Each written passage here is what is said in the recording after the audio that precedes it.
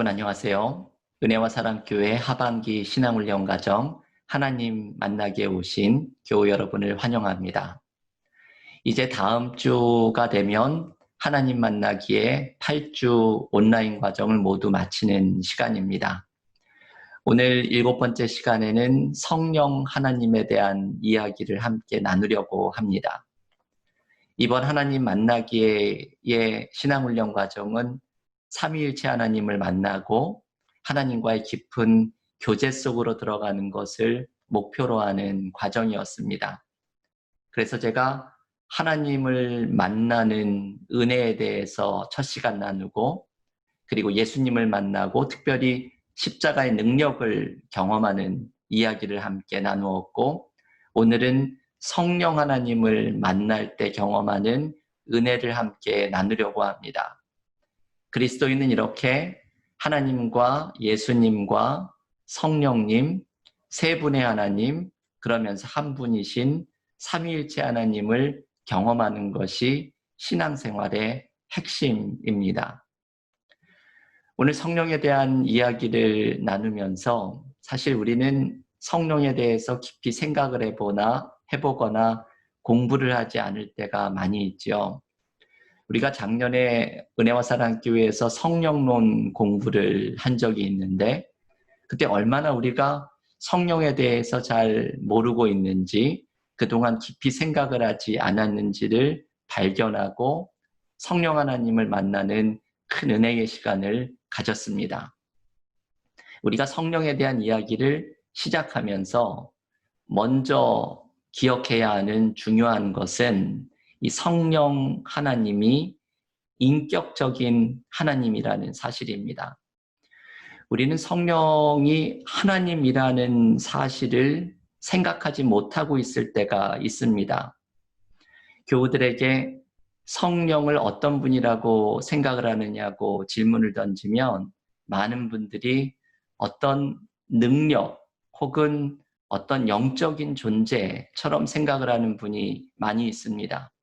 심지어는 어떤 교우께서는 농담처럼 성령이 마치 귀신과 같은 존재인데 좋은 분이니까 꼭 좋은 귀신, 이 정도로 느껴졌다고 대답을 하는 분도 있습니다. 우리는 성령을 하나님이라고 생각하기보다는 하나님에게 종속된 분, 혹은 예수님에게 종속된 분, 그래서 어떤 능력, 영적인 존재, 이렇게 생각을 할 때가 많이 있습니다. 근데 중요한 것은 성령은 하나님이시라는 것, 이 성령 하나님을 우리가 만날 수 있다는 것입니다. 성령 하나님은 인격적인 분입니다. 성령이 인격적이라는 의미의 중요한 것은 이것이지요. 우리가 만나고 교제할 수 있는 분이라는 뜻이 성령이 인격적인 분이라는 의미입니다. 여러분, 성령에 대한 모든 공부, 모든 묵상, 모든 생각은 바로 이 첫 문장으로부터 시작해야 합니다. 성령은 하나님이시고 인격적인 분이라는 것입니다.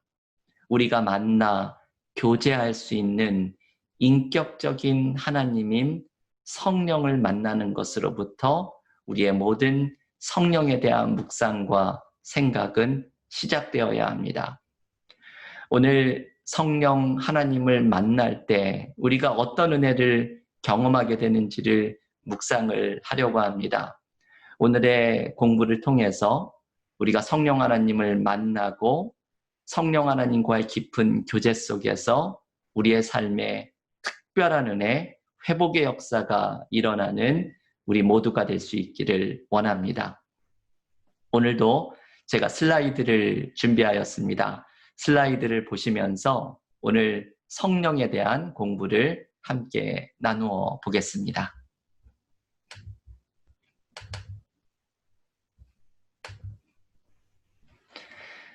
네, 오늘 하나님 만나기 7번째 시간, 성령 안에서의 삶을 함께 나누려고 합니다. 우리가 성령에 대해서 생각을 할 때 그리스도인들에게는 성령께서 이미 그들의 삶에 함께하고 계시는 것을 발견해야 합니다. 우리가 성령이 함께 하시는 것을 느끼지 못할 때가 많이 있지만 성령은 이미 우리와 함께 하시죠. 요한복음 14장 16절에서 예수께서 이렇게 말씀하십니다. 내가 아버지께 구하겠으니 그가 또 다른 보혜사를 너희에게 주사 영원토록 너희와 함께 있게 하리니. 여기서 보혜사는 돕는 자, 중보자, 위로자라는 의미입니다. 이 돕는 자인 보혜사가 바로 성령이시지요. 이 성령이 영원토록 너희와 함께 하신다고 예수께서는 말씀을 하십니다. 바울은 고린도전서 3장 16절에서 이런 말씀을 전해주지요. 너희가 하나님의 성전인 것과 하나님의 성령이 너희 안에 계시는 것을 알지 못하느냐. 바울은 우리 안에는 성령이 함께 하신다는 것을 강조합니다. 우리가 느끼든지 느끼지 못하든지 간에, 우리가 알고 있든지 알고 있지 못하든지 간에 성령께서는 이미 그리스도인의 삶에 함께하고 계십니다. 그렇다면 우리는 성령이 우리와 함께하고 있다는 것을 어떻게 알 수 있을까요? 그것은 성령이 하시는 일을 보면 알 수 있습니다. 내 안에, 나의 삶에 성령이 하시는 일이 나타나고 있음을 보면 아, 성령이 나와 함께하고 계시는구나 느낄 수 있게 됩니다. 오늘 우리가 여기에 집중을 해보려고 하는데요. 성령이 하시는 일 5가지를 함께 묵상을 하면서 성령 하나님을 만날 때 어떤 은혜를 경험하게 되는지를 함께 배워보려고 합니다.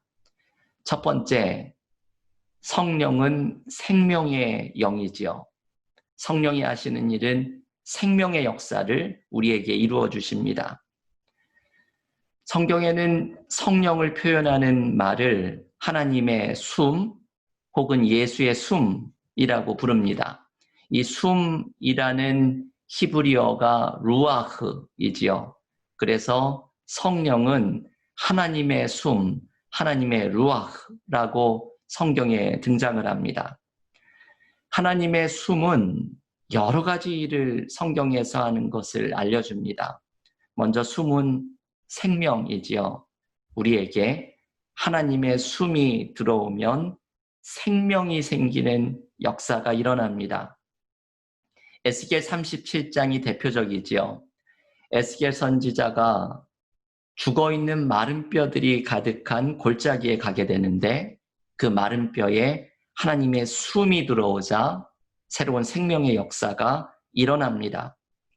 하나님께서는 인간의 숨을 거두시면 흙으로 돌아가고 하나님의 숨을 보내시면 새로운 창조가 일어납니다.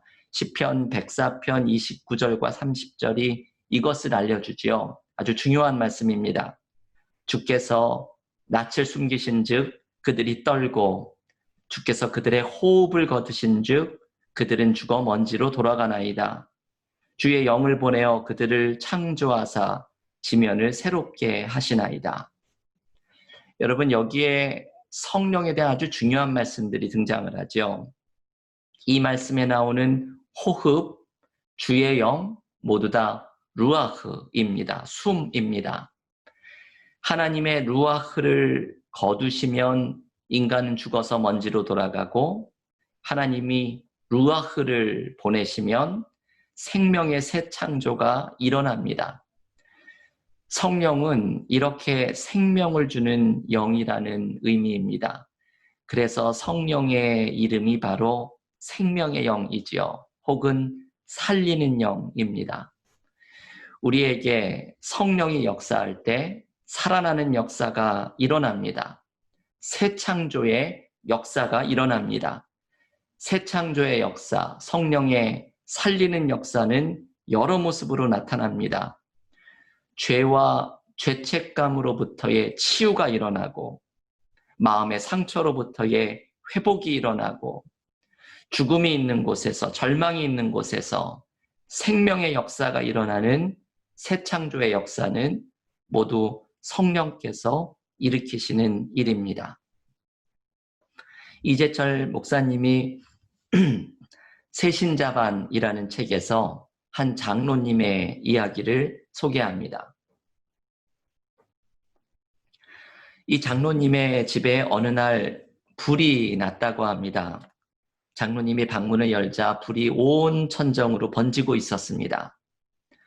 장로님은 급히 소화기를 찾아서 손잡이를 눌렀지만 소화기가 전혀 작동이 되지 않았습니다. 소화기의 안전핀을 뽑아야 작동이 되는 것을 모르고 있었던 것이지요.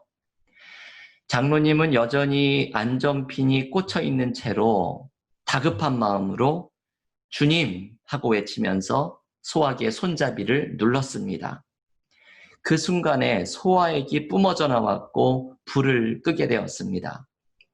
뒤늦게 사람들이 몰려왔는데 어떻게 불을 끌 수 있었느냐는 질문에 이 장로님은 소화기로 껐다고 당연한 듯이 대답합니다. 그런데 사람들은 믿지를 못했습니다. 왜냐하면 소화기에 안전핀이 그대로 꽂혀 있었기 때문이지요. 사람들은 장로님의 말을 믿지 못하였지만 장로님은 알고 있었습니다. 성령의 살리시는 역사가 일어났다는 것을 믿었습니다. 여러분, 이것이 바로 성령이 하시는 일이죠. 성령은 살리는 영입니다. 생명의 역사를 일으키는 영입니다. 우리의 삶에서도 살아나는 역사, 회복되는 역사, 새로운 창조가 일어나는 것은 성령께서 일으키시는 일입니다. 두 번째, 성령이 하시는 일은 믿음을 주시는 일이죠. 그래서 성령의 이름은 믿음의 영입니다. 고린도전서 12장 3절에 이런 말씀이 나옵니다. 누구든지 성령으로 아니하고는 누구든지 예수를 주시라 할 수 없느니라. 아멘.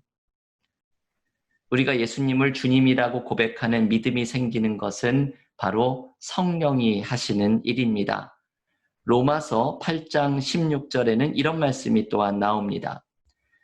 성령이 친히 우리의 영과 더불어 우리가 하나님의 자녀인 것을 증언하시나니, 성령께서는 우리가 하나님의 자녀인 것을 깨닫게 하십니다. 성령은 우리에게 예수를 믿는 믿음을 불러일으키시고, 그래서 예수를 영접하는 사람에게 주시는 하나님의 자녀가 되는 축복을 우리로 깨닫게 하십니다. 요한복음 14장 26절에는 이런 말씀도 나옵니다. 보혜사 곧 아버지께서 내 이름으로 보내실 성령, 그가 너희에게 모든 것을 가르치고 내가 너희에게 말한 모든 것을 생각나게 하리라. 이 말씀은 성령이 진리를 가르치고 깨닫게 한다는 것을 주님이 말씀하십니다. 이 예수님의 말씀이 믿어지는 것, 십자가의 은혜가 믿어지는 것, 깨달아지는 것, 이 믿어짐의 기적은 성령께서 하시는 일입니다.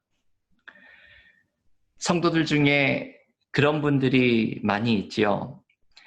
애들과 부인만 교회에 내려다주고 남편은 근처에서 기다리다가 예배가 끝나면 데리고 가는 분들이 있습니다. 이분들이 교회 안에 들어오기가 힘이 듭니다.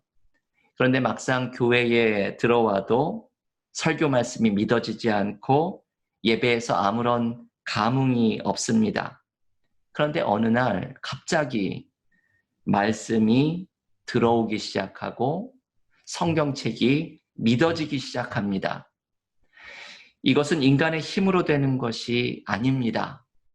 믿음의 영이고 진리의 영이신 성령께서 하시는 일입니다.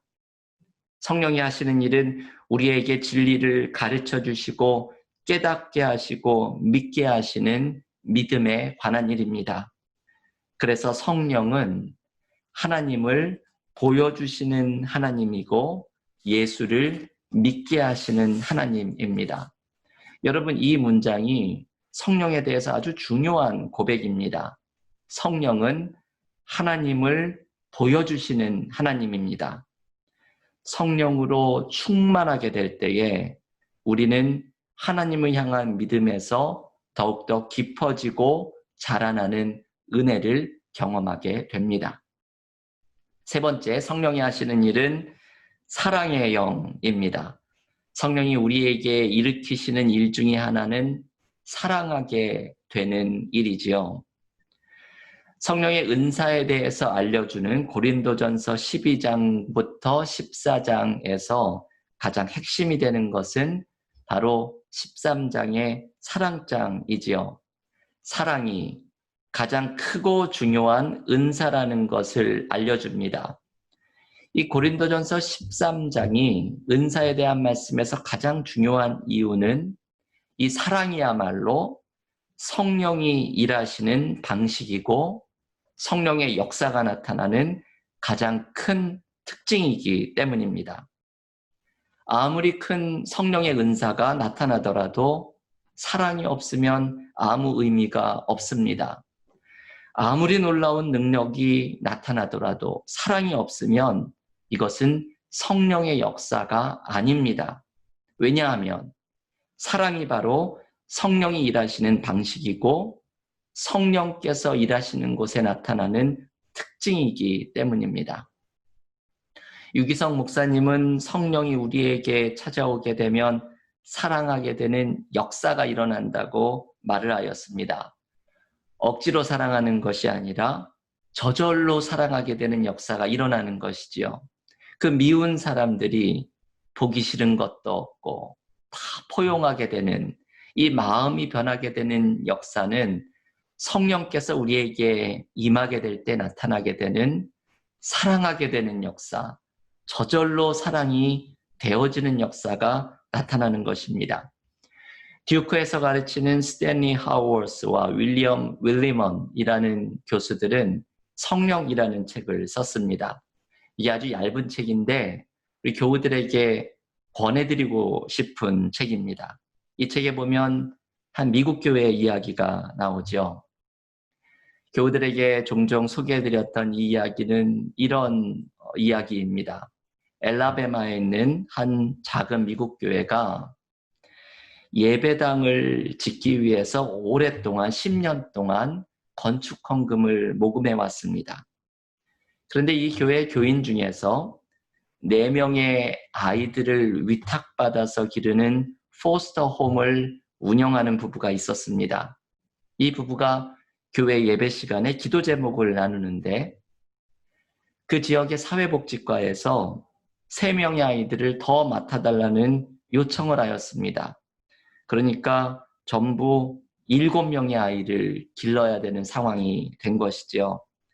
그래서 더 큰 집으로 렌트를 얻어야 할 것 같은데 이것을 위해 기도해 달라는 요청이었습니다. 이 말을 듣고서 한 나이 많은 교인이 불쑥 일어나서 이렇게 말합니다. 그 일을 위해서는 기도할 필요가 없을 것 같습니다. 우리 교회의 건축기금을 그 부부에게 주도록 합시다. 이 말을 듣고 교인들에게서는 박수가 터져 나왔습니다. 그리고 이 교회는 적절한 절차를 걸쳐서 이 교회가 10년 동안 모은 건축기금을 7명의 아이들을 돌보는 그 가정이 새로운 보금자리를 마련하도록 주었습니다. 여러분, 이런 일은 어떻게 일어나는 것일까요? 성령의 역사이지요. 성령께서 일으키시는 사랑하게 하는 역사가 이런 일이 가능하도록 만듭니다. 성령은 사랑하게 하는 영이고 우리는 사랑할 때 사랑의 영인 성령으로 더욱 충만하게 됩니다. 네 번째로 성령이 하시는 일은 소망이지요. 성령은 소망의 영입니다. 성령께서는 우리에게 소망이 되는 새로운 일을 일으키십니다. 성령을 의미하는 루아흐라는 단어는 숨이라는 뜻이지만 바람이라는 뜻도 가지고 있습니다. 요한복음 3장 8절은 이렇게 말을 하죠. 바람이 임의로 불매 내가 그 소리는 들어도 어디서 와서 어디로 가는지 알지 못하나니 성령으로 난 사람도 다 그러하니라. 예수께서는 성령을 루아흐, 바람이라고 부르시면서 이 바람은 어디에서 와서 어디로 가는지 예측하기 어렵다고 말씀을 합니다. 하워스와 윌리먼 교수는 이것을 성령의 거칠고 예측 불가능한 특징이라고 말을 합니다. 바람처럼이라는 성령의 역사를 이렇게 부르는 것이죠. 성령의 거칠고 예측 불가능한 특징. 이 두 교수의 성령에 관한 책에서 제가 참 좋아하는 표현입니다. 성령은 바람처럼 거칠고 예측 불가능한 모습으로 일하십니다. 사도행전에는 성령의 이러한 예측 불가능한 일들이 많이 등장합니다. 사도행전 8장 26절 이하에 보면 빌립이 성령께서 이끄셔서 광야로 가게 됩니다. 왜 성령이 빌립을 광야로 몰아가시나 했더니 광야에서 에디오피아 내시가 성경을 읽고 있습니다. 빌립은 이 에디오피아 내시에게 다가가서 성경의 의미를 설명해 주면서 이것을 통해 에디오피아 선교의 길이 열려지게 됩니다. 성령께서 이 준비된 사람을 만나게 하시려고 빌립을 광야로 몰아간 것이죠. 빌립이 이렇게 광야로 나아갈 때 이런 일이, 이 예측하기 어려운 일이 기다리고 있었을 것이라고 상상도 하지 못했을 것입니다. 사도행전 16장 6절에 보면 바울이 선교 여행에서 아시아 쪽으로 가는 것을 성령이 막아서는 장면이 나옵니다.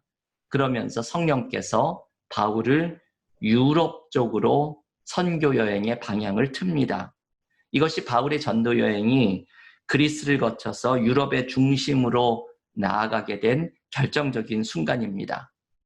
이 장면이 나오는 사도행전 16장 7절에는 이런 말씀이 나오죠. 예수의 영이 허락하지 아니하시는지라. 성령이 바울의 여행길을 막아선 것이죠.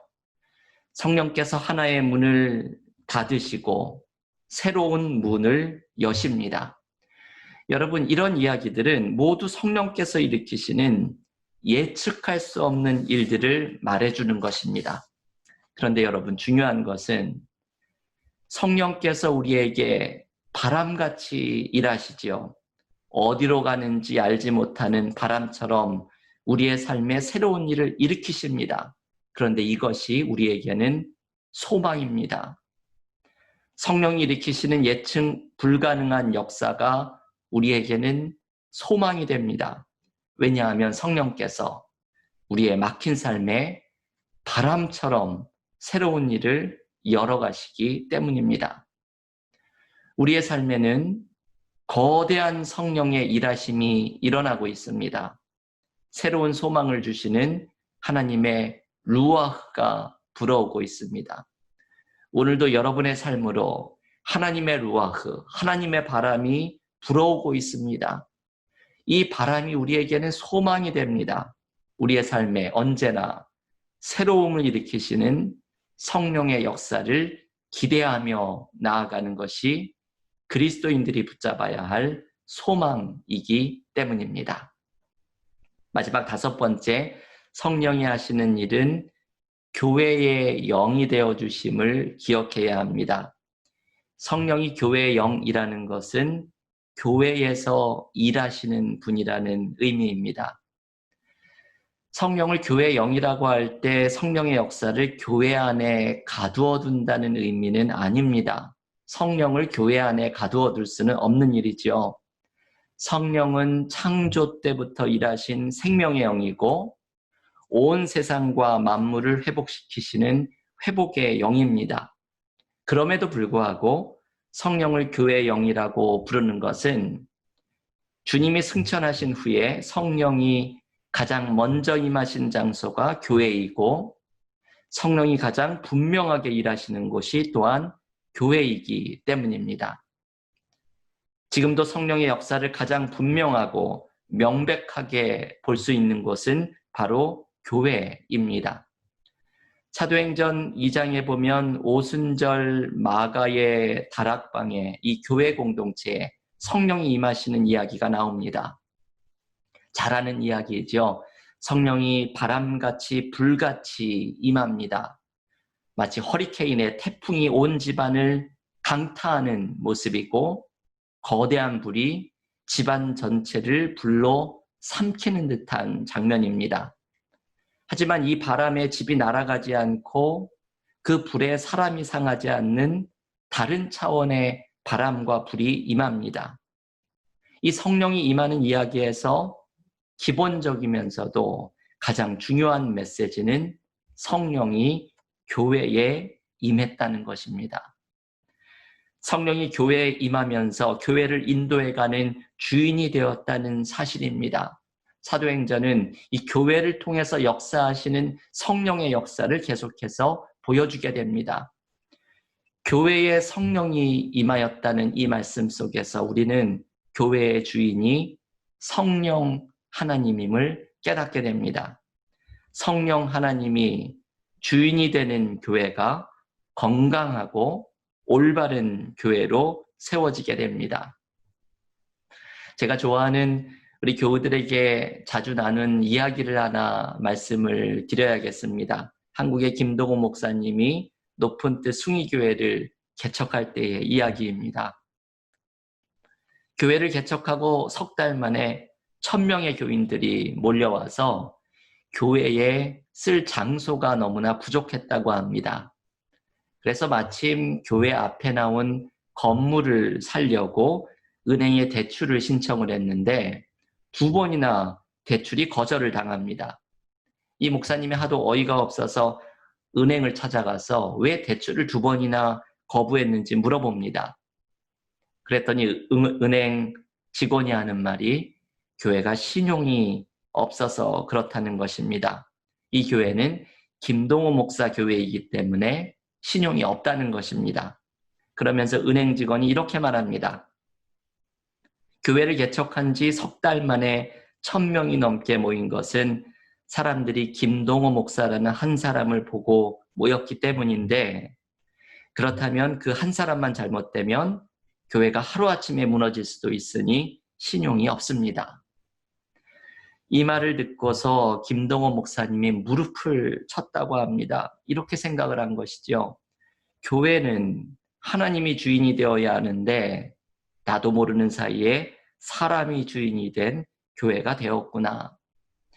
그래서 은행 직원에게 당신의 말에 감동을 받았다고 크게 깨달았다고 말을 하니까 이 은행 직원은 자기 말에 감동받은 것에 감동해서 대출을 허락해 주었다고 합니다. 교회는 성령 하나님이 주인이 되는 공동체가 되어야 합니다. 교회가 건강해지는 것은 다른 것이 없지요. 교회의 주인이 되시는 성령 하나님께 뜻을 맞추는 것입니다. 여러분, 이렇게 하면 목회가 쉬워집니다. 성령의 생각에 맞춰가려고 하면 모든 것이 쉬워집니다. 여러분, 우리의 삶도 성령 하나님께 맞춰가려고 하면 모든 것이 쉬워집니다. 교회는 교회의 영인, 성령의 능력에 사로잡힌 교회가 되어야 합니다. 우리의 삶을 이끌어 가시는 성령의 능력에 사로잡힌 삶이 되어야 합니다. 오늘 성령 하나님에 대한 이야기를 이렇게 묵상을 하였습니다. 5가지 성령께서 하시는 일을 묵상을 하면서 우리가 성령 하나님을 만날 때 어떤 은혜를 경험하게 되는지를 함께 살펴보았습니다. 성령 하나님을 인격적으로 만나면 우리를 치유하고 회복하는 생명의 영을 경험하고 믿음이 생기고 소망이 생기고 사랑이 생기는 성령의 역사를 경험하고 그리고 교회는 성령의 능력에 사로잡히는 성령이 주인이 되시는 교회로 변하게 됩니다. 우리의 삶에서 성령 하나님을 인격적으로 만나며 그분과의 관계가 깊어지고 성령의 역사를 생생히 체험하는 믿음의 삶이 되시기를 기원합니다. 이번 한 주간 동안도 오늘 배우신 이 5가지 성령의 역사가 내 삶 속에 나타나도록 성령 하나님을 만나고 그분과의 깊은 교제 속으로 들어가는 은혜가 교회 여러분들의 삶에 넘치기를 간절히 기원합니다. 다음 시간에는 마지막 시간으로 공동체에 대한 이야기를 함께 나누려고 합니다. 영적 공동체 만들기라는 주제로 이번 하나님 만나기의 8번째 마지막 과정, 마지막 주제를 묵상을 하면서 어떻게 믿음의 공동체 안에서 우리의 신앙이 자라날 수 있을지, 하나님을 만나갈 수 있을지를 살펴보려고 합니다. 한 주간도 성령의 은혜 가운데 거하시다가 다음 주 마지막 시간 우리 함께 하나님 만나기 시간으로 만나 뵙도록 하겠습니다. 다 함께 기도하겠습니다. 하나님 감사합니다. 오늘도 우리에게 성령 하나님을 인격적으로 만나는 은혜를 사모하며 성령에 대해서 묵상하고 배우는 시간을 허락하여 주심을 감사드립니다.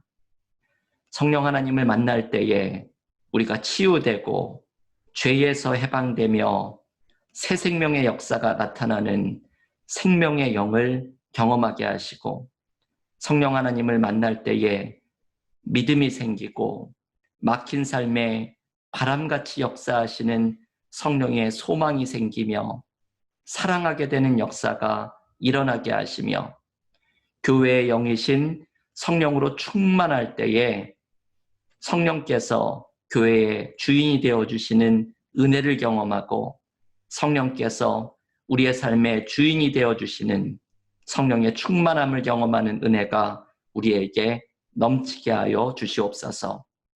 한 주간 동안도 인격적인 성령 하나님을 만나며 성령의 역사를 생생하게 체험하며 나아가는 믿음의 삶이 되게 하여 주시옵소서. 예수님의 이름으로 기도하옵나이다. 아멘.